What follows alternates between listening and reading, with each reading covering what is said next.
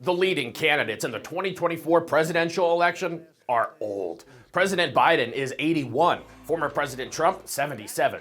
Male life expectancy in America is less than 74, and polls show age is a major concern for voters.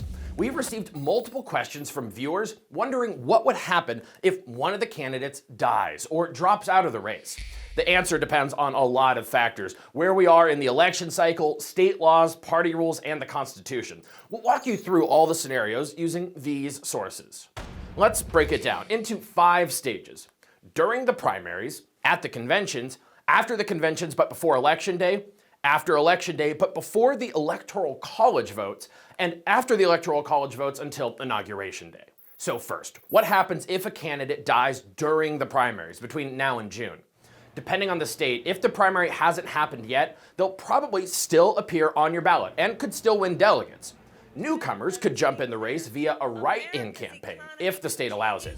And if you already voted, the delegates won by the now deceased candidate in your state could potentially become free agents, or in rare cases be reallocated to other candidates. That depends on state and national party rules. So if Trump or Biden dies during the primaries, it's possible another candidate could then secure the nomination, but not likely. If they don't, what happens gets determined in the second stage, the convention. The nominee is ultimately decided by convention delegates, and who they vote for is assigned based on the results of their state's primaries. But there are 2 scenarios in which delegates could be allowed to vote for whoever they want. The first is if no candidate has a majority after the initial vote, in which case all the delegates become free agents. The second is if their assigned candidate has died. In this situation, the parties would likely enact rules to free up those delegates. Living candidates would still keep their delegates.